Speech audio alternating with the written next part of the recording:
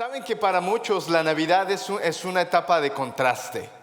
Para muchos la Navidad es una etapa de contraste porque tiene alegría, pero por otro lado malas memorias o tristeza. Para mí en lo personal, yo recuerdo que en México eran las posadas y entonces era fiesta y pensar en Navidad era alegría, regalos. Me fui haciendo más viejo y entonces entendí que no a todos les va bien. Hay muchas familias que padecen las adicciones de sus seres queridos y entonces las fiestas, cuando podían haber sido una diversión, se volvieron una pesadilla. Algunos no tuvieron los regalos que esperaban, no tenían la economía que hubieran pensado. Y entonces la Navidad se vuelve ese contraste entre fiesta, pero también entre nostalgia, el dolor de no ver a personas que han pasado a la presencia del Señor o que no están más con nosotros y que es la primera Navidad en que no van a estar juntos. En fin, yo no quiero ser un Grinch. El Grinch es aquel que quiere arruinar la Navidad. Pero sí quiero que conforme vamos entrando a la Escritura nos demos cuenta de la naturaleza de estas palabras, de lo que la Navidad representa. Porque al final del día podemos basarnos en la tradición o en cómo crecimos, la experiencia, pero cuando vamos a la Escritura empezamos a ver el propósito de Dios, un propósito mayor. ¿Qué hay detrás de las palabras de Isaías 9:6? Porque un niño nos es nacido, se nos ha concedido un hijo, la soberanía reposará sobre sus hombros, se le darán estos nombres: Consejero admirable, Dios fuerte, Padre eterno, Príncipe de paz. Son pasajes en la Escritura que son muy comunes ahora en la temporada de Adviento. El Adviento es cuando se van leyendo pasajes, mayormente profecías, en la preparación de la Navidad. Y todas las profecías, todas aquellas que leemos en el Antiguo Testamento, están desde una perspectiva de alégrate, aunque tus consecuencias, aunque tus circunstancias no son las mejores. El profeta siempre iba a hablar acerca del futuro, siempre iba a dar una voz de alerta, pero también una voz de esperanza. Por eso con esta serie que se ha llamado Y se llamará su nombre, nuestra intención como pastores es los nombres que Dios le da a Cristo, poder entender cuál es el propósito de esos nombres. Hoy estaremos examinando Dios fuerte. ¿Por qué Dios o el profeta está hablando de que ese niño que va a nacer es un Dios fuerte? Así que hoy vamos a empezar a estudiar estas dos palabras, Dios fuerte. Y a manera de contexto, déjenme recordarles lo que ya vimos la semana pasada. Isaías, el profeta, está hablando a un pueblo que ha venido en desobediencia. Dios al pueblo de Israel se manifestó, les dio la ley, les dio el templo, les dijo: aquí estoy yo, quiero que seas bendecido para que seas de bendición. Te doy la ley para que la obedezcas, te doy los sacrificios para que cuando te des cuenta que no pudiste, entonces entiendas que el pecado es grave y que demanda sangre. Y este sacrificio te va a ayudar a ti a recordar que tú no puedes. Y el pueblo de Israel, aunque ha tenido la revelación de Dios, el pueblo ha caído en desobediencia. Por eso vamos a la palabra de Dios y vamos a empezar hoy desde Isaías capítulo 8. Para poder entender el 9 hay que darle un vistazo al 8. En los versículos 11 al 15 vamos a comenzar nuestro sermón de hoy. Lo he dividido en 3 partes. Y en la primera vamos a hablar del contraste. Vamos a hablar del contraste que siempre los profetas van a traer. Tienes esto porque te lo mereces, no te preocupes, Dios va a actuar de esta forma. Vayan conmigo a Isaías capítulo 8, versículos 11 al 15. Recuerda esto en mente: Isaías está profetizando al pueblo de Israel y de Judá, pero específicamente ahora está con el pueblo de Israel, el reino del norte. Y le está diciendo esto: el Señor me habló fuertemente y me advirtió que no siguiera el camino de este pueblo. Me dijo: no digan ustedes que es conspiración todo lo que llama conspiración esta gente. No teman lo que ellos temen, ni se dejen asustar. Solo al Señor Todopoderoso tendrán ustedes por santo. Solo a Él deben honrarlo, solo a Él han de temerlo. El profeta va a decir, viene un ejército a llevárselos, viene destrucción. Y algunos de ellos están diciendo que yo no soy el profeta de Dios, están conspirando. Y el profeta les va a decir, el Señor me ha dicho, no temas lo que ellos dicen, solamente al Señor hay que temer. Por eso, en primer lugar, el contraste habla de respeto y de temor. Pero antes de entrar en la profundidad, vamos a orar al Señor por dirección en este mensaje. Dios, tú eres el consejero admirable, el admirable consejero. Pero Dios también es el Dios fuerte, el Dios que las naciones debemos temer, el Dios a quienes debemos respetar, pero también el Dios que se compadece, el Dios que trae alivio. Señor, cuando abrimos la palabra, vemos a un pueblo que te ha ofendido, pero podemos pasar de largo pensando que ellos te han ofendido. Pero la verdad, Dios, nosotros te hemos ofendido. Por eso cuando abrimos la palabra queremos encontrar la solución a esa ofensa, Dios. Queremos conocerte a ti, el Dios fuerte. Y mientras estamos estudiando esta serie, te rogamos que tú te nos reveles a nosotros quién eres en verdad, porque podemos tener una imagen de la Navidad, pero esa imagen puede ser borrosa. Así que Dios, ayúdanos en esta mañana, te lo pido en el nombre de Cristo. El pueblo de Dios dice amén. Porque queremos eso, queremos que Dios realmente se nos revele. Queremos que cuando estemos celebrando la Navidad, realmente podamos celebrar lo que la Escritura dice. Así que en primer lugar, el contraste, el respeto y el temor. ¿Sabes? El pueblo de Israel tenía que respetar a la gente. El pueblo de Israel tenía que servir a las naciones. No te olvides que Dios le había sido de bendición para que también ellos fueran de bendición a otros. No te ensoberbezcas, sino muestra la bendición a otras naciones. No creas que tú eres perfecto, sino muestra que porque no eres perfecto, no puedes cumplir las leyes de Dios, hay sacrificios.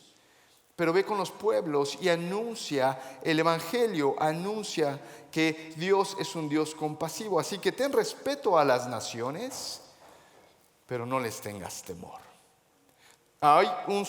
Solamente hay uno a quien debemos tener temor. Don Bosco y Spurgeon, Carlos Spurgeon, decían estas dos frases que ustedes van a ver en la pantalla. Uno decía, respeto a todos, temor a ninguno. Y en las artes marciales se habla mucho de esto. Cuando tú vas a competir, cuando tú vas a practicar un ejercicio de autodefensa, debes de respetar a todo el mundo, porque tú no sabes lo que un chaparrito puede hacer o un flaquito. Respeto a todos, temor a ninguno. Carlos Spurgeon decía lo siguiente: el que teme a Dios no tiene nada más que temer. Por eso es importante no lo que Don Bosco o que Spurgeon dice, sino lo que Dios dice en la palabra. El versículo 13 dice lo siguiente, lo voy a volver a leer, está en la pantalla: solo al Señor Todopoderoso tendrán ustedes por santo. Solo a Él deben honrarlo, solo a Él han de temerlo. Y mira el contraste, el versículo 14 dice: el Señor será un santuario. El Señor puede ser un refugio al que tú vengas, pero será una piedra de tropiezo para las dos casas de Israel. Una roca que los hará caer. Será para los habitantes de Jerusalén un lazo y una trampa. Respeto y temor. Pero por otro lado, el contraste también es santuario y piedra de tropiezo. Porque este Dios todopoderoso al que la Escritura nos está revelando, nos está diciendo: tú puedes correr a Él y encontrar refugio. Pero el mismo Dios también puede ser una piedra de tropiezo. Cuidado. Este Dios que nos revela la Escritura es un Dios de contraste. Tú lo has visto durante más pasajes en la Biblia. Cuando Dios se va a manifestar a Faraón a través de milagros, Dios sabe que el corazón de Faraón se va a endurecer. Aunque mucha gente va a reconocer a Dios, porque el mismo sol que derrite a la mantequilla puede endurecer al barro. Es el mismo sol.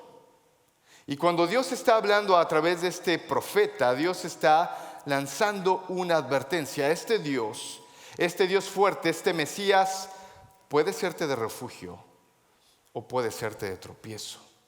Y es el mismo Dios que puede castigar, también puede traer alivio. Este contraste también nos va a hablar de una rebeldía, pero también de una misericordia. Mira lo que sigue diciendo Isaías capítulo 8, pero ahora vamos al versículo 21. El profeta dice: ustedes habrán de enfurecerse cuando, angustiados y hambrientos, vaguen por la tierra. Levantando los ojos al cielo, maldecirán a su rey y a su Dios. Y clavando la mirada en la tierra, solo verán aflicción, tinieblas y espantosa penumbra. Serán arrojados a una oscuridad total. Mira estas palabras. Cuando yo estaba leyendo esta parte, recuerda que Isaías les está diciendo: por tu desobediencia viene un castigo. Y cuando estés siendo castigado, vas a mirar al cielo y vas a maldecir a Dios. Te vas a enojar contra Él. Y en tu ira vas a estar quejándote de ese Dios. Y vas a estar preguntándote: ¿no que Dios dijo que me iba a bendecir? ¿No que Dios dijo que me iba a proteger? ¿Dónde están las promesas de Dios? Yo no sé si tú te has peleado con Dios. Yo sí, muchas veces. Porque es de humanos, queridos hermanos, que cuando estamos en medio de un proceso de dolor, levantes tu mirada hacia Dios y te quejes contra Él. Si tú no lo has hecho, quizá lo vas a hacer en un momento. Cuando tu salud te falte, cuando no tengas lo que Dios quiere, cuando no quieras lo que tú quieres, que le habías pedido a Dios. Dice la palabra que ellos van a quejarse contra Dios, van a levantar su mirada, van a maldecirlo y van a clavar su mirada en la tierra. Y dice: solo verás aflicción, tinieblas y espantosa penumbra. Pero ¿sabes por qué Dios está diciendo esto al pueblo de Israel? Porque desobedecieron. Porque a pesar de que Dios les había mostrado la gracia y la misericordia y la ley, el pueblo de Israel se volvió a la idolatría y al pecado. Y porque ahora habían dado la espalda a Dios, Dios les dijo: te voy a castigar. Y ahora que estás sufriendo las consecuencias de tu pecado, ¿todavía te enojas? ¿Todavía volteas hacia el cielo, levantas tu puño y maldices a Dios? Ese era el pueblo de Israel. ¿Qué tan cerca estás tú del pueblo de Israel? Cuando Dios te dice: no hagas esto, y ahora por tu pecado estás pagando las consecuencias, las cosas no te salen como deberían, y levantas tu puño a Dios. ¿Sabes que ese Dios que está castigando a la rebeldía ahora va a traer misericordia? Mira el versículo 1 del capítulo 9. Hay una hermosa frase que me encanta. Ponla en un cuadro en tu casa. Dice: a pesar de todo. A pesar de todo, Israel, yo me mostré a ti, tú te fuiste tras otros dioses, me diste la espalda, yo te dije que te iba a castigar, te estoy castigando, sufre las consecuencias, levantas el puño, te quejas conmigo. Pero a pesar de todo, mira lo que dice el versículo 1. No habrá más penumbra para la que estuvo angustiada. En el pasado Dios humilló a la tierra de Zebulón, a la tierra de Neftalí, pero en el futuro honrará Dios a Galilea, tierra de paganos, en el camino del mar al otro lado del Jordán. A pesar de todo, queridos hermanos, Dios se muestra, desobedecemos, nos castiga, nos quejamos, y Dios dice: a pesar de todo, mira lo que te quiero que sepas, habrá misericordia. Tú tienes lo que te mereces por tu pecado, pero misericordia, que es ver la miseria de otros con el corazón, Dios te va a traer buenas nuevas. Mira el versículo 2. El pueblo que andaba en la oscuridad ha visto una gran luz. Pero ¿sabes por qué era la oscuridad? No es porque no pagaron los biles y se las cortaron. Andaban en oscuridad porque habían andado en pecado. Dios les mostró, desobedecieron. Y Dios les había dicho, si pecas vas a tener consecuencias.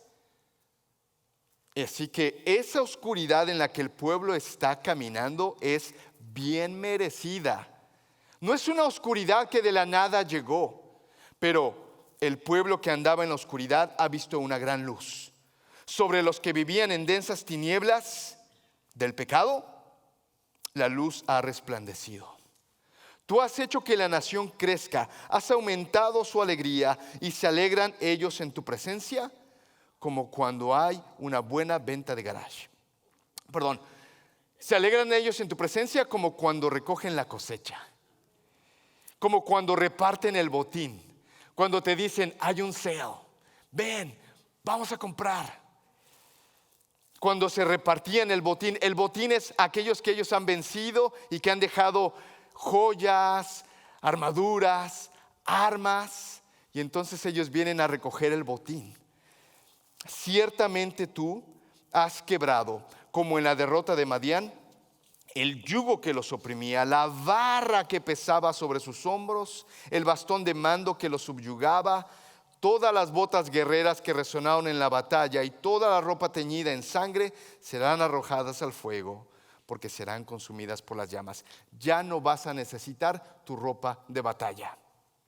Cuando yo trabajaba en el concreto, mi esposa me tenía prohibido subir a la casa antes de cambiarme, porque el pantalón estaba oliendo a concreto, y ustedes saben que el concreto huele ácido.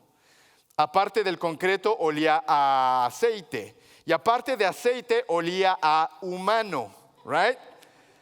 Y entonces mi esposa me decía, papá, tú te me cambias antes de subir a la casa. Y yo tenía que sacarme toda la ropa y llegaba con pantalones cortos. Lo que está diciendo, ya no vas a necesitar la ropa de batalla, la ropa de trabajo. Te vas a alegrar porque aunque estabas en oscuridad, Dios va a obrar de manera que tú vas a regocijarte como si estuvieras cosechando, recogiendo algo que tú no ganaste. Ese es Dios. ¿Cuál es la razón de esta alegría? Entonces tenemos versículo 6. Alégrate de esa forma porque nos ha nacido un niño. Se nos ha concedido un hijo. La soberanía reposará sobre sus hombros. Vienen aquellos, te van a conquistar, vas a ser su esclavo, pero no te preocupes, ese niño va a ser soberano y lo va a tener sobre sus hombros. Se le van a dar sus nombres: Consejero admirable, Dios fuerte, Padre eterno, Príncipe de paz. Se extenderán su soberanía y su paz y no tendrán fin. Gobernará sobre el trono de David y sobre su reino, para establecerlo y sostenerlo con justicia y rectitud, desde ahora y para siempre. Esto lo llevará a cabo el celo del Señor Todopoderoso. ¿Sabes qué pasó unos meses después de que el profeta dio estas palabras? Vino a Siria. Asiria, el pueblo que no era judío. Mató a muchos de ellos. Mató a muchas mujeres y niños. Tomó a mujeres y niños y se los llevó cautivos a su región. El castigo era inminente. La advertencia Dios ya la había dado muchas veces. El castigo Israel se lo había ganado. El profeta solamente está diciendo, en el futuro Dios va a tener misericordia de ti. Después de que vino Asiria, después vino Babilonia. Y después de Babilonia vinieron los medos, persas. Después los griegos, después los romanos, y hasta el día de hoy el pueblo de Israel no ha gozado esa autonomía que tenían en este momento. El castigo de Dios era inminente. pero estamos hablando del Dios fuerte. Entendamos ese Dios en su completa imagen. Porque en segundo lugar vamos a hablar de la fuerza de Dios. ¿Qué significa este Dios fuerte? ¿Por qué me estás diciendo que ese niño que viene, que me va a aliviar, es un admirable consejero? ¿Y por qué me dices que es un Dios fuerte cuando tú me estás castigando y cuando no hay respuesta a mi solicitud? En primer lugar, tenemos que entender que ser un Dios fuerte en el hebreo habla de un Dios que es valiente, un Dios que es poderoso, un Dios que es vigoroso. Ese Dios es el que Dios está prometiendo al pueblo de Israel. La advertencia. Ven conmigo a Deuteronomio capítulo 10. 900 años antes de que el profeta Isaías esté hablando, Dios le reveló al pueblo de Israel quién era el Dios poderoso. En Deuteronomio capítulo 10, de hecho unos versículos antes del 14 y 17 que vamos a leer ahora, versículo 12 no está en la pantalla, pero Dios le había dicho a Israel: Israel, ¿qué te pide el Señor tu Dios? Simplemente que lo temas, que lo ames, que lo sirvas, que cumplas los mandamientos. Israel, si tú cumples los mandamientos, te va a ir bien.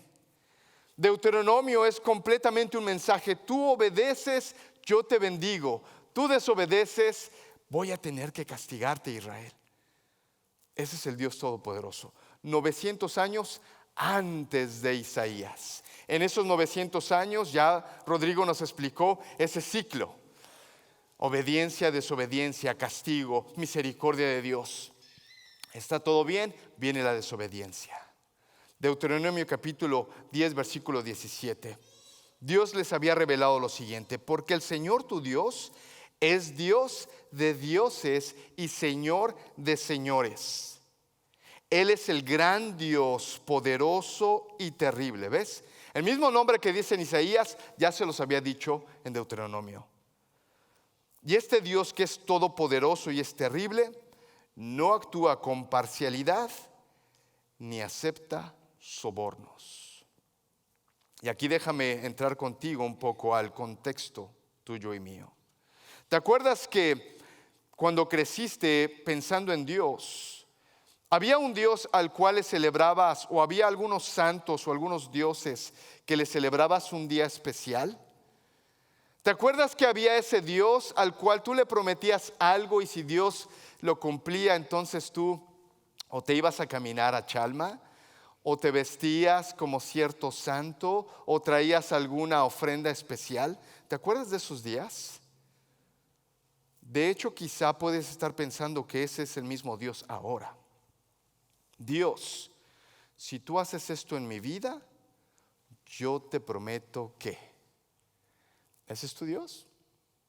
Dios, si tú me concedes este milagro, Dios, si tú me das este trabajo, Dios, si tú me das esto, entonces yo ahora me empiezo a portar mejor, empiezo a cumplir lo que tú quieres que yo haga. Pero primero, Dios, tú haz. Ese es un Dios que acepta soborno. Ese es un Dios manipulable. Ese es un Dios ligado a la humanidad nuestra. Pero este Dios ya se les había revelado y les dijo: no, este Dios no es sobornable. Este es el Dios todopoderoso, querido. Este Dios no va a actuar, depende cómo tú actúes. A este Dios no lo puedes sobornar diciendo: Dios, si tú haces, entonces yo hago, yo me porto. No, este Dios, señoras y señores, es el Dios de dioses, Señor de señores. Y es el mismo Dios al que tú y yo servimos. Pero también Dios les va a hablar de la inmutabilidad. Es un Dios que no cambia. En Malaquías capítulo 2, 200 años después de Isaías, Dios les va a decir lo siguiente: este Dios todopoderoso no cambia. Versículo 17 de Malaquías 2. Ustedes han cansado al Señor con sus palabras y encima preguntan: ¿en qué lo hemos cansado? En que dicen: todo el que hace lo malo agrada al Señor, y el que se complace, y Él se complace con ellos. Murmuran: ¿dónde está el Dios de justicia? ¿Dónde está el profeta, el Dios que los profetas anunciaron? ¿Dónde está Dios cuando las cosas malas suceden? No, si Dios existiera, no habría maldad en el mundo. No, si tu Dios fuera real, no te estaría pasando esto que te está pasando a ti. Pero lo que Dios nos muestra aquí en Malaquías es que aunque la gente está preguntando ¿dónde está ese Dios todopoderoso? Dios va a decir lo siguiente. Versículo 3, capítulo 3, versículo 1. El Señor Todopoderoso responde: yo estoy por enviar a mi mensajero para que prepare el camino delante de mí. De pronto vendrán a su templo el Señor a quien ustedes buscan. Vendrá el mensajero del pacto en quien ustedes se complacen. Pero, ¿quién podrá soportar el día de su venida? Tú te estás preguntando ¿dónde está Dios? Dios viene. Y cuando venga, ¿quién va a soportar su venida? ¿Quién podrá mantenerse en pie cuando Él aparezca? Porque será como fuego de fundidor o lejía de lavandero. Se sentará como fundidor y purificador de plata. Purificará a los levitas y los refinará como se refina el oro y la plata. Pregunta: ¿de veras quieres que el Señor venga ahora? Si yo fuera tú, yo diría no, Señor. No, Señor. Porque el Señor viene como fuego fundidor y como purificador de la plata. ¿De veras quieres que Cristo, que Dios venga a atender tu asunto? Si de veras quieres eso, ten cuidado.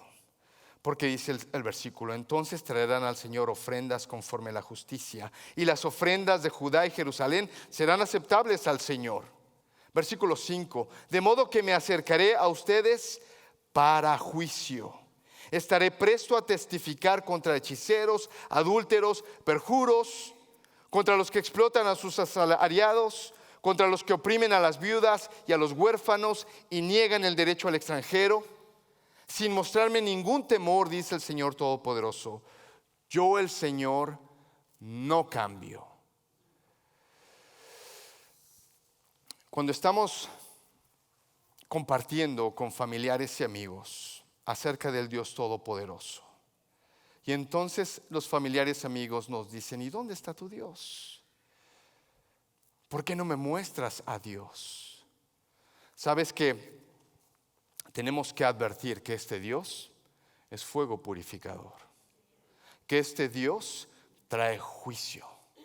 Porque algunos de ellos se han quedado con la imagen de un Dios que pueden manipular, pero también con la imagen de un Dios que para todo dice que sí. Un Dios complaciente, un Dios débil.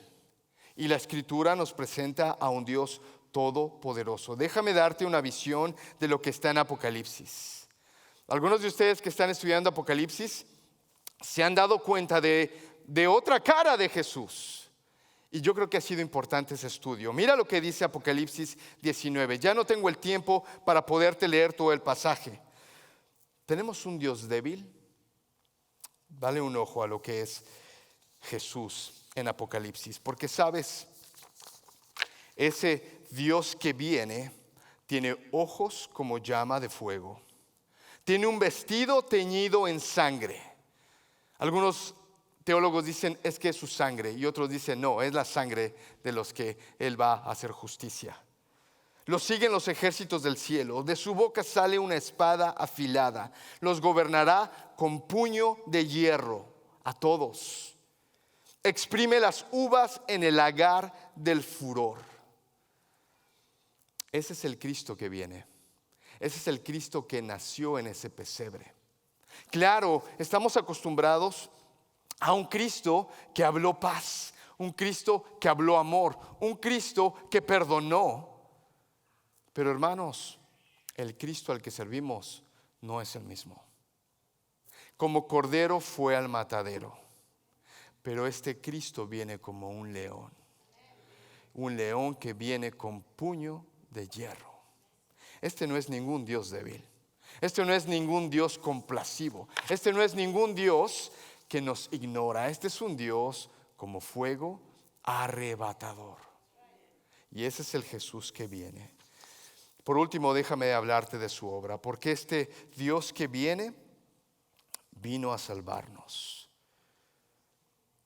Cuando el ángel está hablando a José y María, les dice: darás a luz un hijo y le pondrás por nombre Jesús, porque él salvará a su pueblo de su pecado.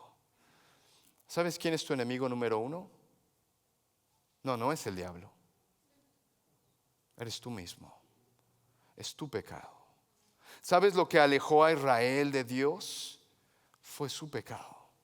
¿Sabes lo que hizo la ira de Dios caer sobre el pueblo de Israel? Fue el pecado de ellos.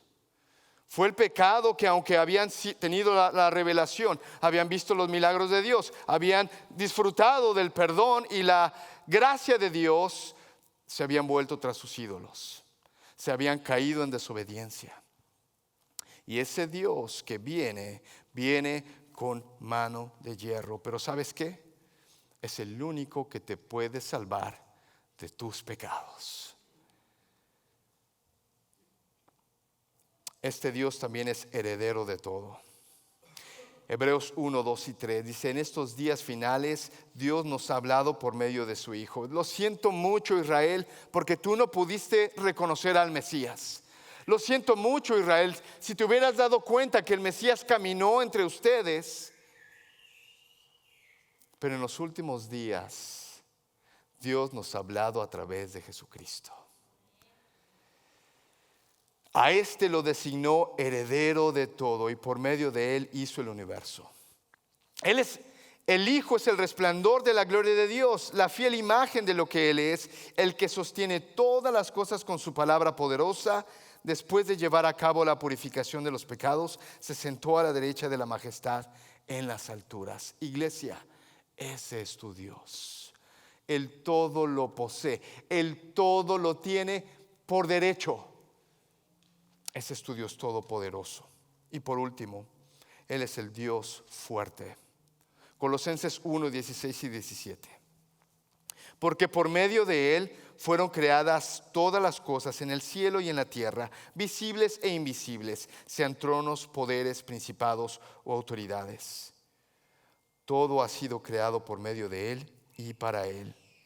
Él es anterior a todas las cosas, que por medio de Él forman un todo coherente. Ese es nuestro Dios. Ese es el Dios que te rescató. Ese es el Dios al que sirves. Ahora déjame darte una palabra de advertencia.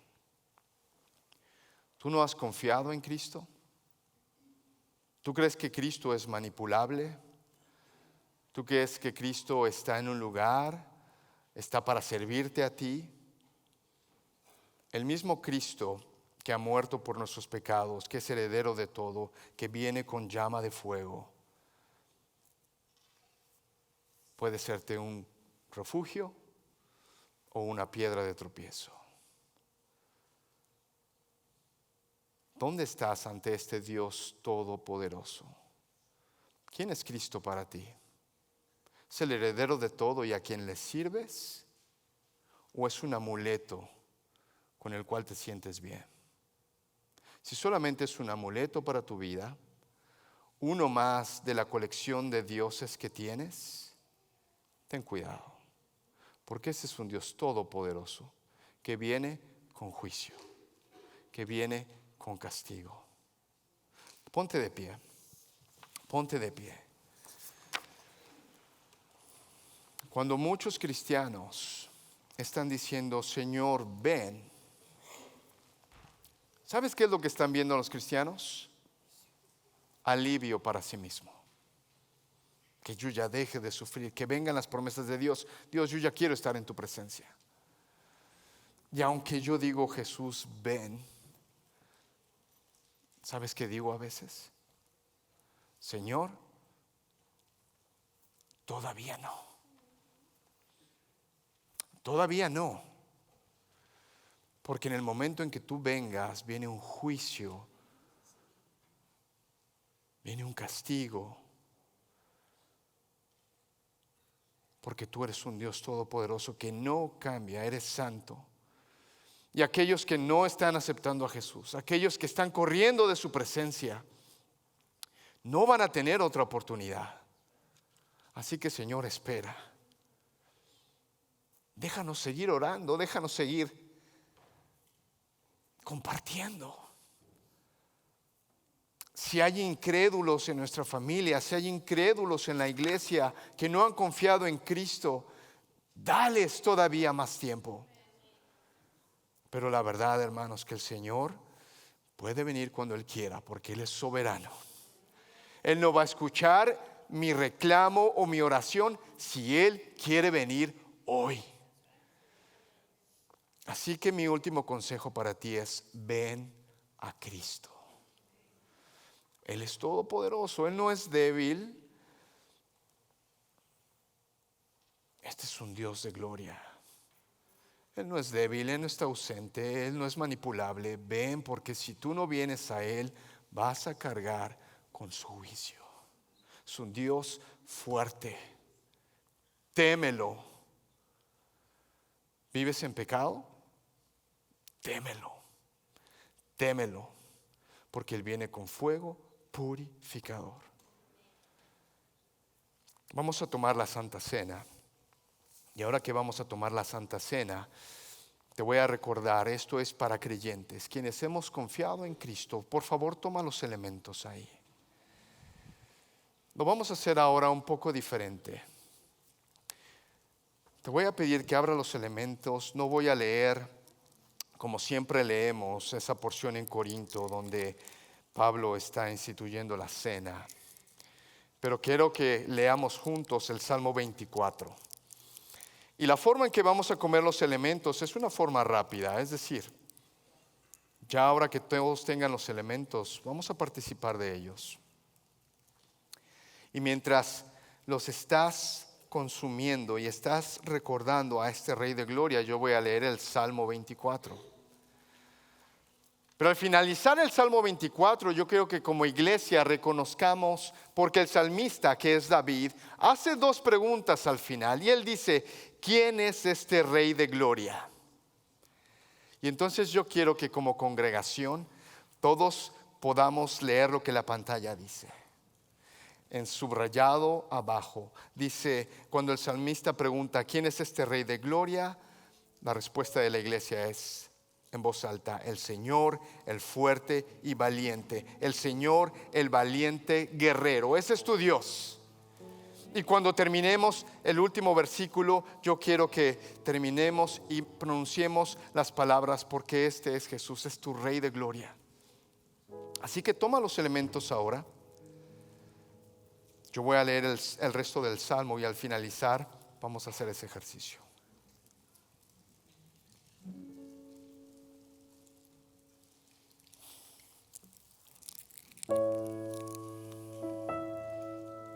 A este Jesús, que en la Santa Cena representa su cuerpo, su sangre, el salmista lo estaba escribiendo de esta forma: del Señor es la tierra y todo cuanto hay en ella, el mundo y cuantos lo habitan, porque Él la afirmó sobre los mares, la estableció sobre los ríos. Ese es tu Dios.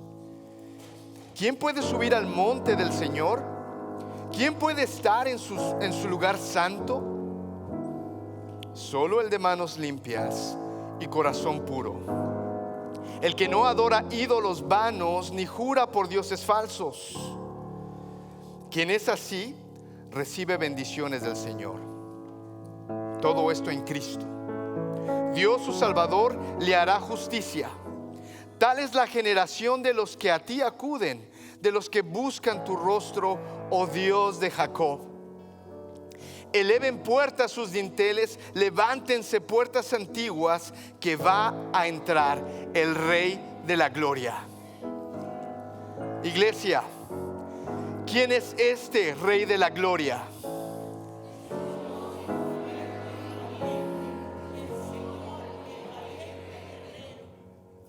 eleven puertas sus dinteles, levántense puertas antiguas, que va a entrar el Rey de la Gloria. ¿Quién es este Rey de la Gloria?